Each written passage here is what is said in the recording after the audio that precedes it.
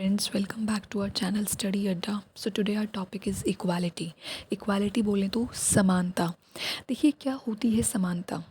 अगर हम बात करें बहुत ही साफ शब्दों में तो it's the state of being equal. जब हम सबको समान मान के चल रहे हैं, है ना, हर व्यक्ति को समान अधिकार मिल रहे हैं दूसरों के कंपैरिजन में, है ना, समान अवसर मिल रहे हैं, किसी प्रकार का कोई भेदभाव नहीं किया जा रहा है कलर के बेसिस पे, जेंडर के बेसिस पे, है ना, धर्म के बेसिस पे, तो हम ये कह सकते हैं कि वहाँ समानता है, वहाँ पर खुशहाली है. जब लोगों के बीच में कोई कंपैरिजन नहीं है ना, कि किसी एक व्यक्ति को बहुत ज़्यादा विशेष अधिकार दिए जा रहे हैं, दूसरे के अधिकारों को दबाया जा रहा है, मतलब उसको कोई अधिकार ही नहीं दिया जा रहा है. या फिर अगर अवसर की बात करें, अब जैसे हम एग्ज़ाम्पल लेके चलते हैं गवर्नमेंट जॉब्स का. जब कोई भी भर्ती निकलती है देश के अंदर, तो ऐसा नहीं है ना कि किसी एक जाति के लिए निकल रही है, किसी एक धर्म के लोगों के लिए निकल रही है. वो भर्ती निकल रही है तो वो सबके लिए निकल रही है ना. यूपीएससी का रिज़ल्ट आया अभी थोड़े दिन पहले, तो सब, चाहे वो कोई हिंदू है, मुस्लिम है, सिख है, कोई भी व्यक्ति है, सभी लोग जो हैं वो सिलेक्टेड रहे हैं यूपीएससी के अंदर. मतलब किसी प्रकार का कोई भेदभाव आपको नहीं देखने को मिला होगा. तो इक्वालिटी क्या है, समानता क्या है? जब सबको समान अवसर मिल रहे हैं, सबको समान तरीके से ट्रीट किया जा रहा है, कोई दुर्व्यवहार या कोई मिसबिहेवियर नहीं किया जा रहा किसी के कलर को लेके, किसी के जेंडर को लेके, किसी के धर्म को लेके, तो हम मान सकते हैं कि हमारा समाज जो है उसमें खुशहाली है, वहाँ पर समानता है. हम बात करें एजुकेशन की फ़ील्ड में, तो अगर आप किसी कॉलेज, किसी यूनिवर्सिटी के अंदर एडमिशन लेने जाते हो, तो आपको सिर्फ़ इस बेसिस पे कि आप काले हो या आप किसी एक जाति से बिलॉन्ग करते हो, आपका जेंडर फीमेल है या कोई अदर जेंडर है, तो आपको सिर्फ़ इन बेसिस पर ही एडमिशन देने से मना तो नहीं किया जाएगा. वहाँ पर आपकी काबिलियत के बेसिस पे आपको एडमिशन मिलेगा. आपका स्कोर जो आपका रहा है आपकी 12th स्टैंडर्ड के अंदर या आपका ग्रेजुएशन के अंदर जो स्कोर रहा है, उसके बेसिस पे ही आपको एडमिशन मिलेगा. ठीक है. इसी तरीके से अगर एग्जांपल लें हेल्थ केयर फैसिलिटीज़ के, हॉस्पिटल में जाते हैं अपना इलाज कराने, तो डॉक्टर आपका कलर देख के इलाज करने से मना तो नहीं कर देगा ना. डॉक्टर इलाज करने से पहले आपकी जाति पूछेगा. डॉक्टर को तो पैसे से मतलब है. तो अगर इक्वालिटी की अगर हम बात करें बहुत ही सिंपल वर्ड्स में, तो equality in its simplest form means having the same rights, opportunities and same treatment regardless of any individual discrimination. बिना किसी प्रकार के भेदभाव के सबको समान अवसर प्रदान किए जा रहे हों, सबको समान अधिकार अगर मिल रहे हों, तो हम कह सकते हैं कि वहाँ इक्वालिटी एग्जिस्ट कर रही है और उस सोसाइटी के अंदर खुशहाली है. वहाँ पर लोग एक दूसरे का गला काटने को उतारू नहीं है, या लोग एक दूसरे से चिढ़ते नहीं हैं, क्योंकि सबको समान अवसर दिए जा रहे हैं. और देखिए जहाँ पर ये आ जाता है ना कि एक व्यक्ति को दूसरे व्यक्ति से ज़्यादा फैसिलिटीज़ मिल रही हैं, बहुत अच्छा व्यवहार किया जा रहा है, तो वहाँ पर ना दंगे फसाद होने के चांसेस हमेशा ज़्यादा रहते हैं कि भाई वो ज़्यादा स्पेशल है जो उनको इतने स्पेशल राइट्स मिल रहे हैं या अपॉर्चुनिटीज़ मिल रही हैं. तो अगर हम बात करें इंडिया के कंटेक्स्ट में, हमारे संविधान के अंदर भी बहुत से ऐसे प्रावधान हैं जो इक्वालिटी के बारे में बात करते हैं. हमारा कॉन्स्टिट्यूशन ये बात क्लियर करता है कि हर व्यक्ति कानून की नज़रों में समान है. Every person is equal in the eyes of law. किसी प्रकार का कोई भेदभाव नहीं किया जा सकता कलर के बेस पे, कास्ट के बेस पे या जेंडर के बेस पे. हर व्यक्ति को हर पब्लिक स्पेस में जाने का अधिकार है. ऐसा नहीं है कि किसी को होटल में जाने से रोका जा रहा है, किसी को सड़क से गुज़रने पे रोका जा रहा है कि भाई आप इस सड़क का इस्तेमाल नहीं करोगे या इस मार्केट में आप एंटर नहीं करोगे क्योंकि आपकी कास्ट डिफरेंट है. ऐसा नहीं होता है. छुआछूत का कॉन्सेप्ट था बहुत पहले, लेकिन अब उस अनटचेबिलिटी के कॉन्सेप्ट को भी क्या कर दिया है, ख़त्म कर दिया है. तो हमारे संविधान के अंदर भी बहुत से ऐसे प्रोविजंस हैं जो इनइक्वालिटीज़ का विरोध करते हैं. बात आती है कि समानता तो मिल गई भारत में, अब ये समानता दिलाने के लिए रिस्पॉन्सिबल कौन है?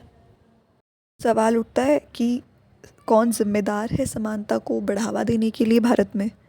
तो हमारे संविधान के अंदर देखो, गवर्नमेंट को जिम्मेदार ठहराया गया है कि वो लॉज बनाए और वो इक्वालिटी को इंश्योर करे, समानता को सुनिश्चित करे. और हमारी भारतीय सरकार क्या करती है, इक्वालिटी को इंश्योर करती है, सुनिश्चित करती है दो तरीके से। सबसे पहला लॉज बना के, बाय एनैक्टिंग लॉज। दूसरा बाय वेरियस सोशल स्कीम्स, बहुत सी योजनाएं लाके। अब बात करेंगे उन योजनाओं के बारे में। देखिए, सबसे पहले अगर हम बात करें बेटी बचाओ बेटी पढ़ाओ की, ये स्कीम क्यों आई, क्या मेन पर्पस था इसका। अब सबको पता है कि इवन आज के टाइम पे भी ना कुछ एरियाज़ में लड़कियों को लड़कों से कम समझा जाता है ना। और पहले के टाइम पे तो ये टेंडेंसी बहुत ज़्यादा थी कि लड़कियां घर के अंदर रहेंगी, लड़की किसी को अगर हो गई है तो दुर्भाग्य माना जा रहा है ना। लड़कियां पर्दे में रहेंगी, लड़कियां बस घर का घरेलू कामकाज करेंगी, उनको कोई एजुकेशन प्रोवाइड नहीं की जाएगी। लेकिन आज के टाइम पे धीरे धीरे क्या हो रहा है, उनकी एजुकेशन भी प्रमोट की जा रही है। तो बेटी बचाओ बेटी पढ़ाओ, देखो नाम से ही क्लियर है, बेटी बचाओ। यहाँ पर जोर किस चीज़ पे दिया गया है, बेटियों को बचाने पे। इट मीन्स कि ऐसा नहीं हो कि बेटियों को गर्भ में ही मार दिया जा रहा हो, है ना। दूसरा बेटी पढ़ाओ कि बेटियों की शिक्षा पर भी जोर दिया जाए, है ना। अब ऐसा माना जाता है कि अगर एक महिला शिक्षित होती है ना तो आने वाली कई पीढ़ियाँ शिक्षित होती हैं। एग्जाम्पल ले लेते हैं प्रधानमंत्री जन धन योजना का, ये भी नाम से ही क्लियर है कि इसके अंदर बैंकिंग सर्विसेज का एक्सेस दिया जाता है लोगों को, बैंकिंग सर्विसेज का एक्सेस दिया जाता है महिलाओं को, मार्जिनलाइज्ड सेक्शंस को, दूर दराज एरियाज़ को बैंक से जोड़ा जाता है। अब बात करें अगर मिड डे मील स्कीम की, ये तो बहुत इम्पॉर्टेंट स्कीम है। 1995 में गवर्नमेंट ऑफ इंडिया ने क्या किया, मिड डे मील स्कीम को इंट्रोड्यूस किया। इस स्कीम का मेन पर्पस क्या था, मेन पर्पस था to provide free and nutritious meal to the school childrens. ऐसे बच्चे जो प्राइमरी या अपर प्राइमरी स्कूल्स में पढ़ रहे हैं, उनके न्यूट्रिशन लेवल को मेंटेन किया जा सके, इसलिए ये स्कीम लाई गई थी। Its main aim was to improve the child's nutritional level. और सबसे बड़ी चीज़, स्कूल के अंदर उनकी अटेंडेंस को इंक्रीज़ करना, है ना। हंगर रिलेटेड जो बैरियर्स हैं एजुकेशन के अंदर जो आते हैं, उनको ख़त्म कर देना कि बच्चों को वहीं पर पढ़ाया भी जा रहा है, खिलाया पिलाया भी जा रहा है। अब कोई व्यक्ति अगर फाइनेंशियली एबल नहीं है, फाइनेंशियली फ़िट नहीं है, गवर्नमेंट स्कूल्स के अंदर अपने बच्चों को करा सकता है, पढ़ा सकता है, साथ साथ उनको खाना भी मिलेगा। तो इससे देखो स्कूल अटेंडेंस भी बढ़ेगी। अब पेरेंट्स को लगेगा ना कि हाँ, एक टाइम का खाना तो बच्चे बाहर खा पा रहे हैं, कम से कम वो तो बच रहा है। तो इसी चक्कर में पेरेंट्स भेजेंगे बच्चों को गवर्नमेंट स्कूल्स में। इसके साथ साथ क्या होगा, बच्चों को फ़ायदा क्या होगा, उनका न्यूट्रिशन लेवल बढ़ेगा। इसके साथ साथ उनको बहुत ही हॉट कुक्ड मील मिलेगा, फ्रेश खाना मिल पाएगा। क्लियर। और जब उनका न्यूट्रिशन लेवल अच्छा होगा तो उसका इम्पैक्ट उनकी एजुकेशन पे भी पड़ेगा। अब सबसे पहली चीज़ तो यही हो गई कि खाने के चक्कर में पेरेंट्स ने बच्चों को स्कूल भेज दिया है।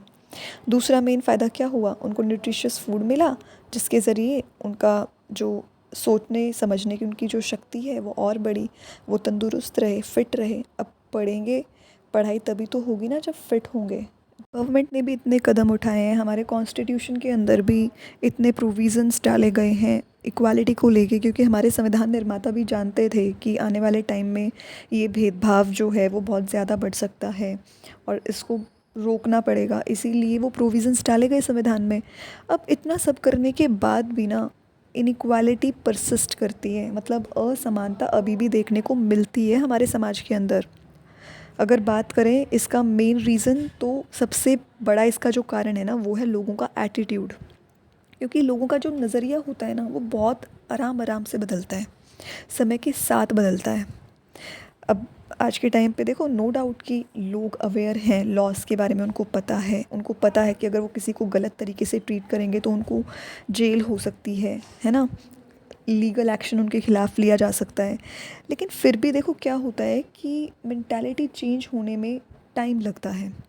अगर आज के टाइम पे देखें तो बहुत से ऐसे स्कूल हैं कंट्री में जहाँ पर लो कास्ट स्टूडेंट्स को डिस्क्रिमिनेट किया जाता है, गलत तरीके से ट्रीट किया जाता है। तो अब उस पर भी काम करना पड़ेगा। तो धीरे धीरे ग्रेजुअली क्या होगा, सब कुछ ठीक होगा, but it will take some time. क्योंकि एकदम से कुछ भी हम एक्सपेक्ट करें ये ठीक नहीं है, और एकदम से कुछ भी नहीं हो सकता है।